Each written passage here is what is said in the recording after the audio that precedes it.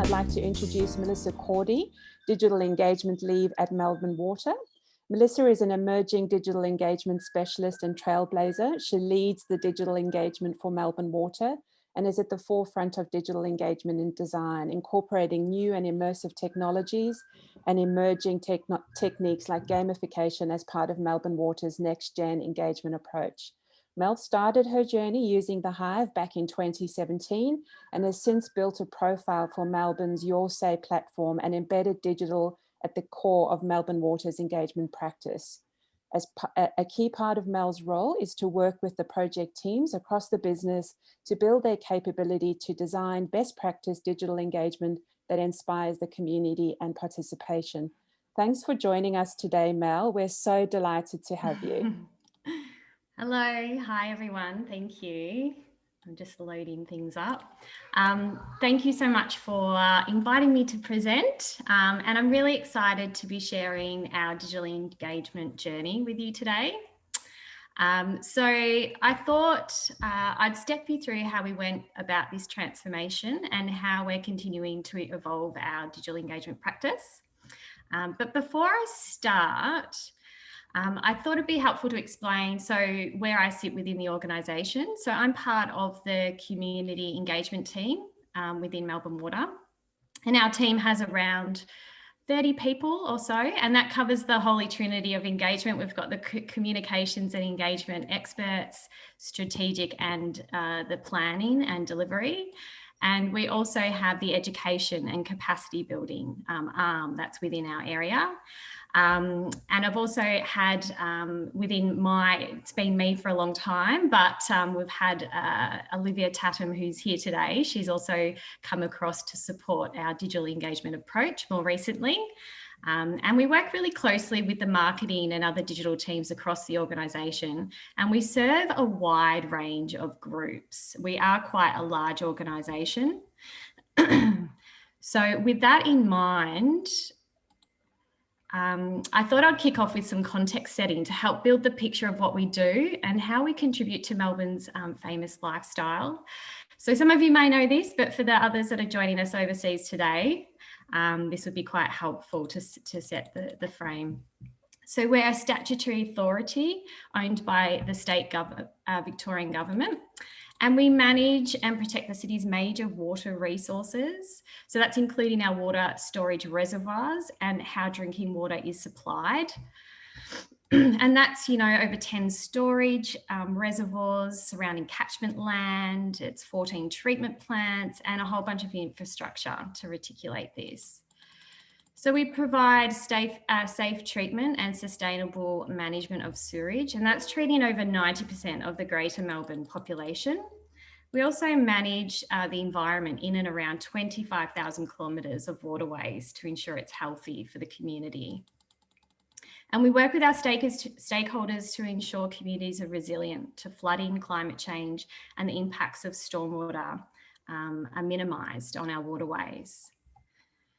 And in addition, we deliver these outcomes. So there's livability, enhancing the well-being of our community, making Greater Melbourne a great place to live now into the future. You've got integrated water management. We look at stormwater, diversifying our water sources. We've also got optimising our assets and environmental stewardship.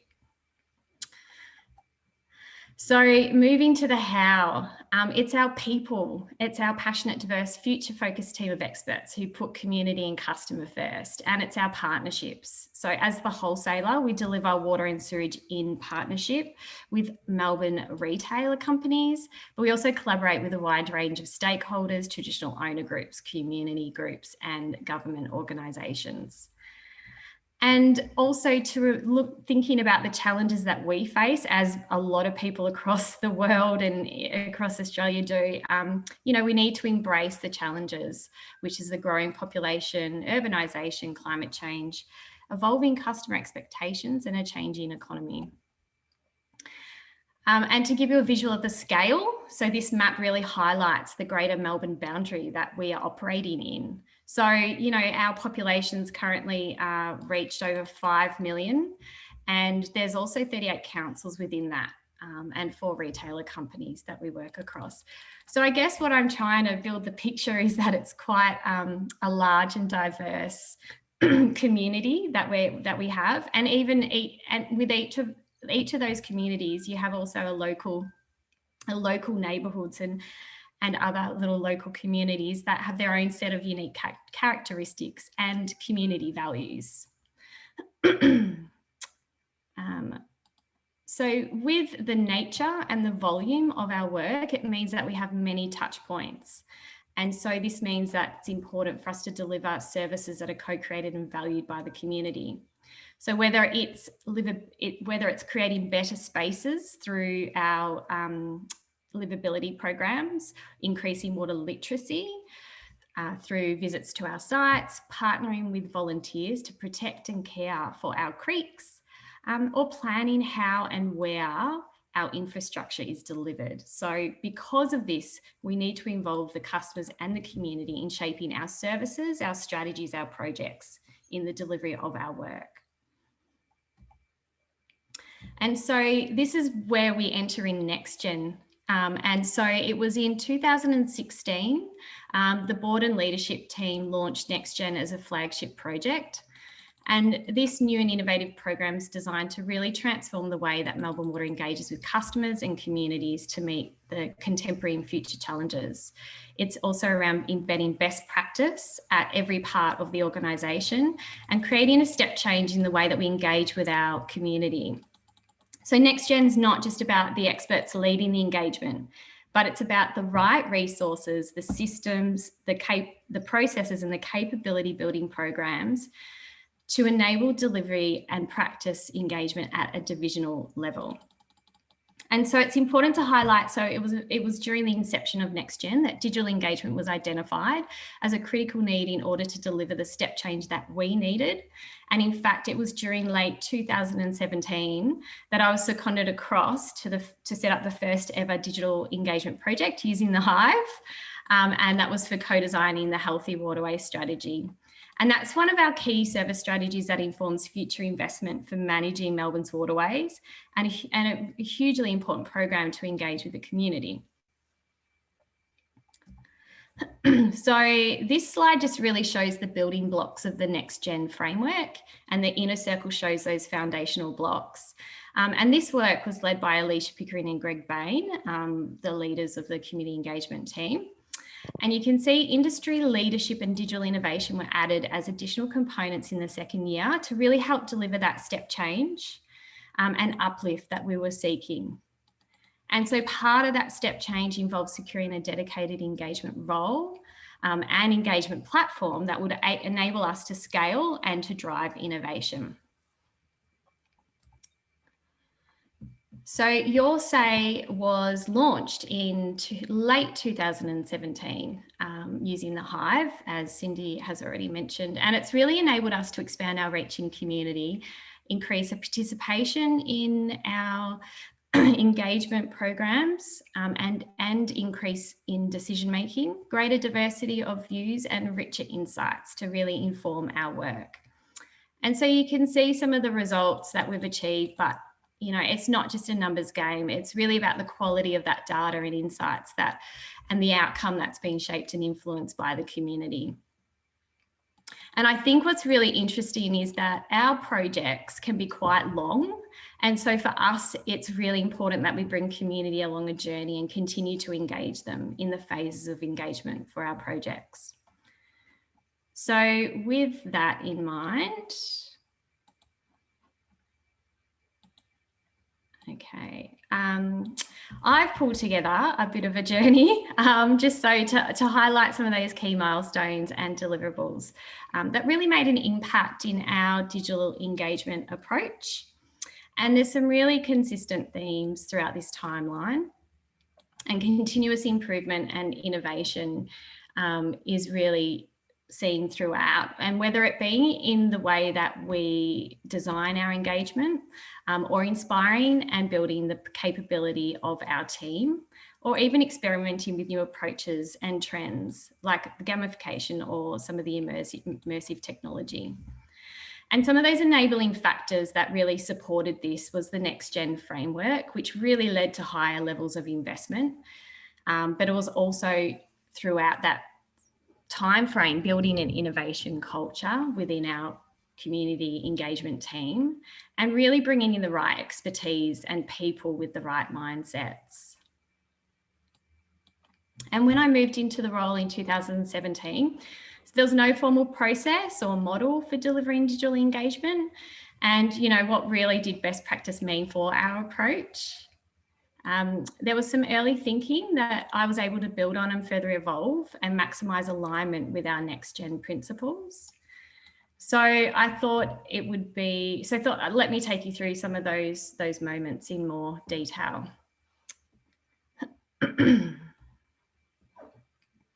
So I'll show you a couple of project case studies. And this is one of the first projects on Your Say that really paved the way forward in terms of how we would use Your Say into the future. So it was a highly complex strategy running a face-to-face engagement process in parallel. And so the Healthy Waterways is the greater region-wide strategy. And it had 4 key engagement phases, and we used different tools at different stages. So we looked at launching the conversations via discussion forums and using the survey tool to capture some of those catchment-specific issues that would feed into the face-to-face. We also looked at, there was a co-designing of the vision that we used a prioritisation tool for to take it out to the broader community. And we also used the social map to tap into the local knowledge and experiences to understand more around community values along the waterways. So, and then the final stage, we used a survey for feedback on the draft. So some of those lessons that we, right at the get-go, that I could bring forward into our planning and our approach is in terms of the process, it was to start simple and iterate and evolve. So a digital engagement plan on a page was used right at the beginning, nothing too complex, to support the existing comms and engagement process that we had already in place. Promoting via social was really only starting to really take off. And today we make sure that all of our projects have a social media plan and a dedicated budget to maximise reach and engagement for using our social. And as a lot of people have already presented on, is to make it meaningful for community. So articulate feedback in terms of how you're going to be using that data, and ensure that your call to action is meaningful to understand. So in particular for this project, you're dealing with highly technical teams. And so, you know, there was a translation piece there to really get them to challenge a little bit of what that meant. And so my curiosity did challenge those ideas constructively, of course, but also unpack the why.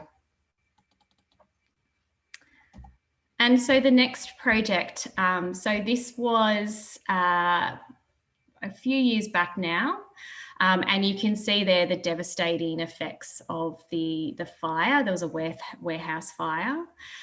So Melbourne Water worked quite closely with community and partner agencies to develop a long-term rehabilitation plan for Stoney Creek, and that was following the catastrophic fire. And this led to some huge impacts to the community. It was described as one of the worst pollution events to a Melbourne waterway in almost 30 years. And the scale of disaster, including the impacts, commanded a matching response. So there was a multi-agency partnership team set up in the first instance to provide that incident response. And that was all the cleanup aspect of it.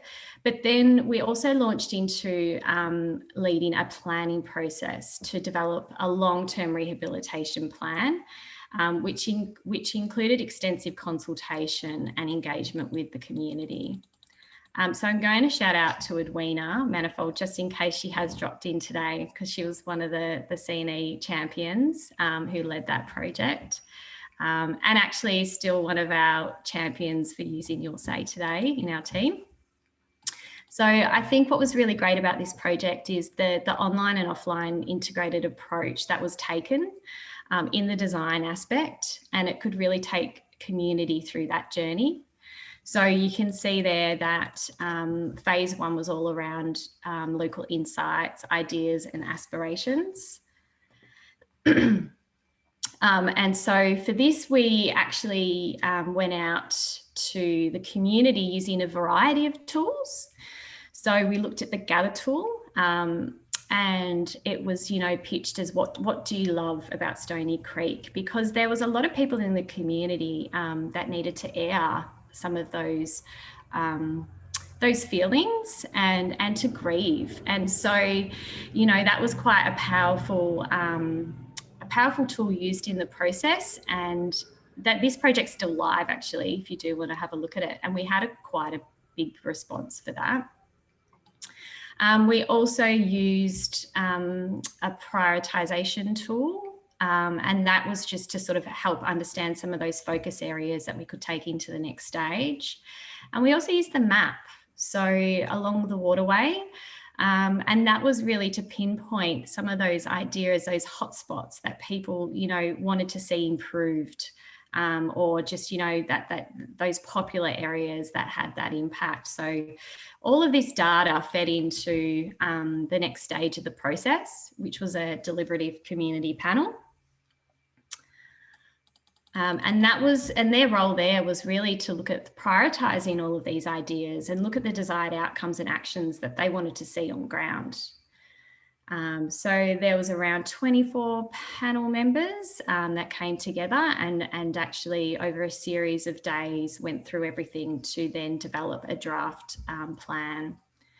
And then the final stage is using the survey tool, and that was just to make sure that there wasn't anything missing with that plan. So some of the key lessons from this again is just having that mix of digital and face-to-face, aligning them really well, so how they fed into each other, and that really helped develop a really robust community-centered plan. And I would say too, that the power of stories. So we used that storytelling approach to really gain those rich insights into the community values and how people were feeling about it at that time.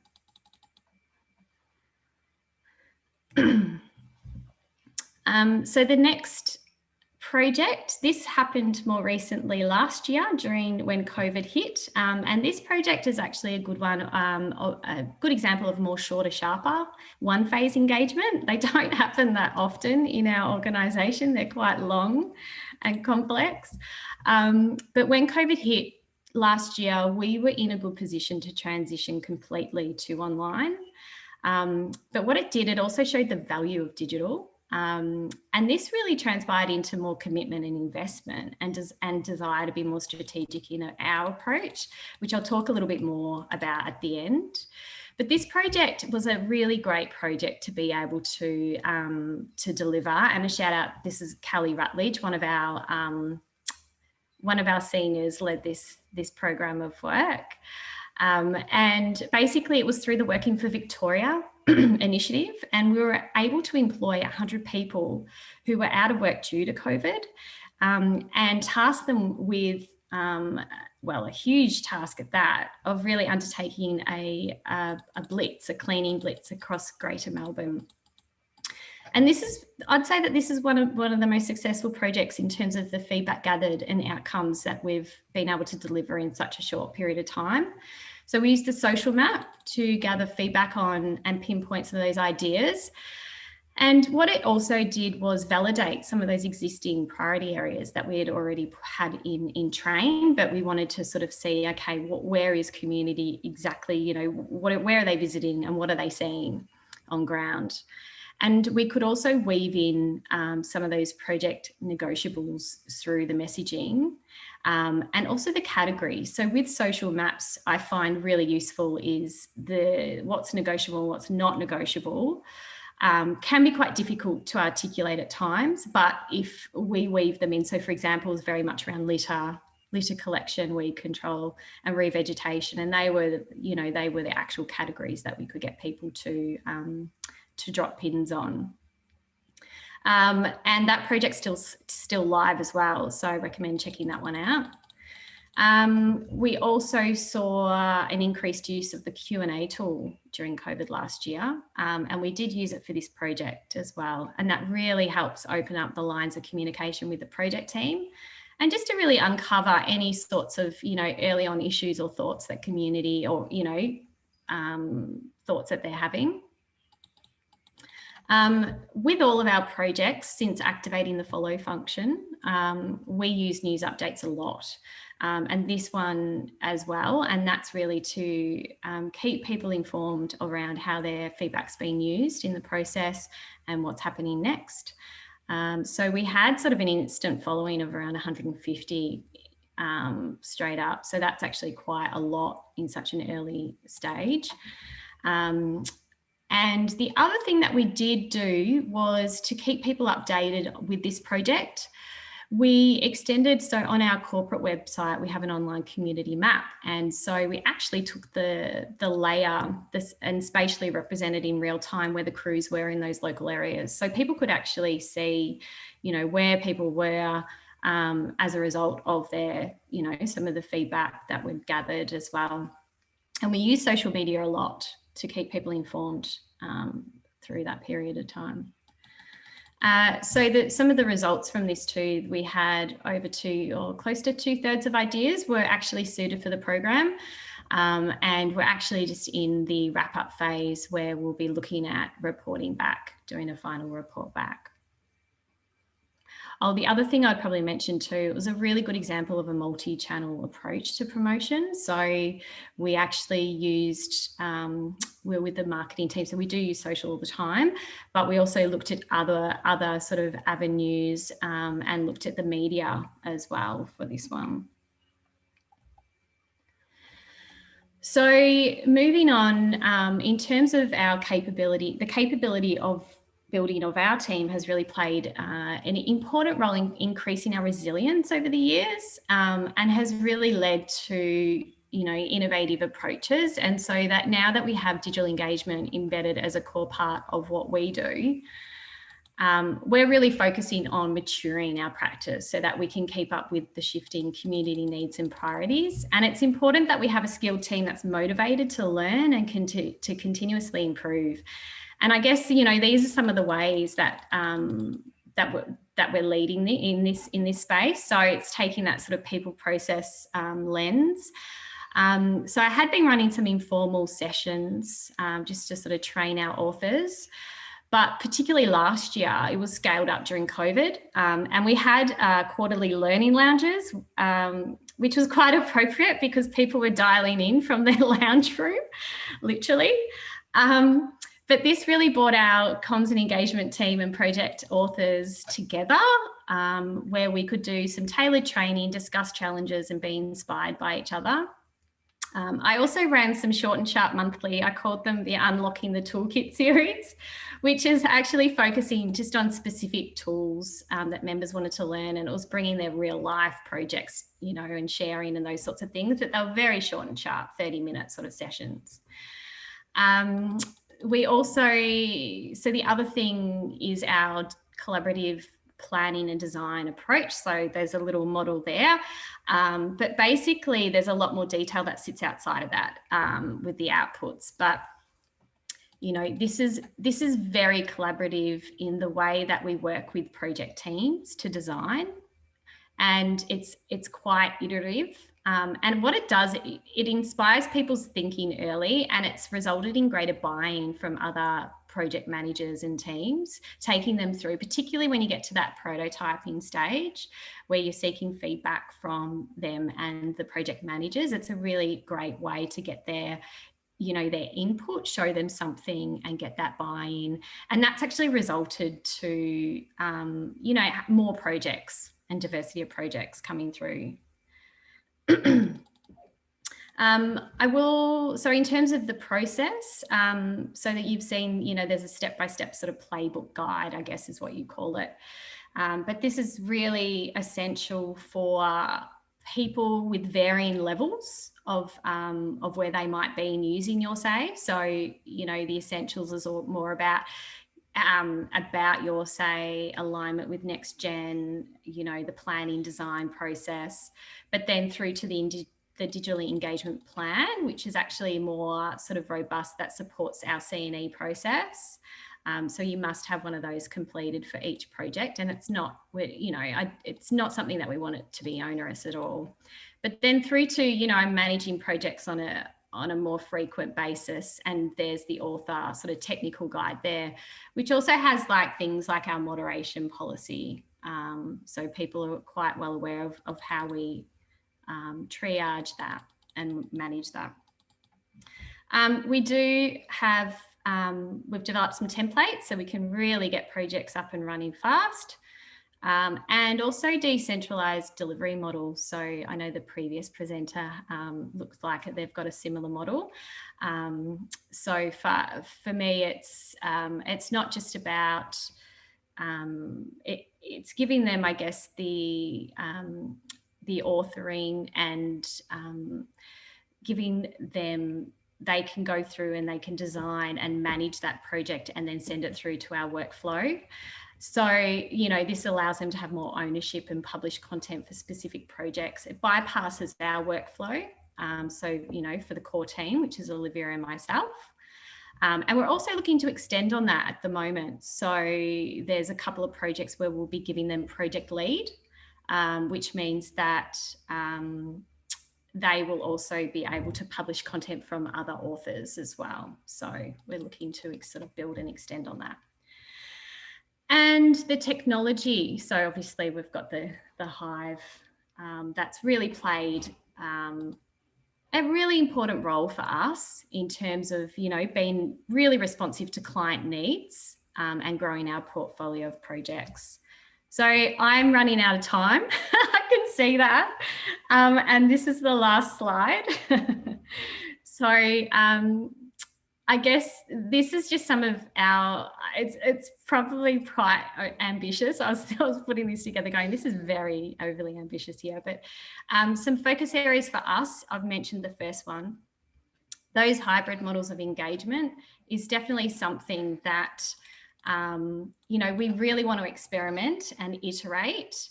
And I guess, community insights are showing us that we need more values-based engagement and experiences, and to really surface what's important. So part of this is to make sure that our methods continue to be tailored to their needs.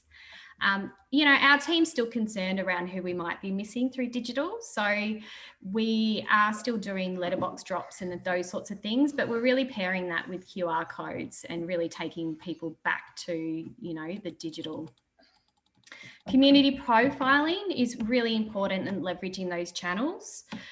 So we use Placemaker ID to help profile those communities and tailor those engagement experiences. And so our insights team have developed a set of personas, and one of those groups is called the Got to Get By, and that particular group's a high proportion of families, are time poor, financial pressures. But through that research, we also found, that they want shorter, sharper engagement with a clear call to action up front. Diversity inclusion, a lot of people have already mentioned this as well, but we know that our member base on Your Say is more of the engaged community segment, so we're looking at ways to expand on that. We do know through other projects though and survey tools we're collecting the demographic information, we are hearing from a wide range of audiences, but we are mindful that we are still, our members are quite that engaged group, so we'll be looking at that.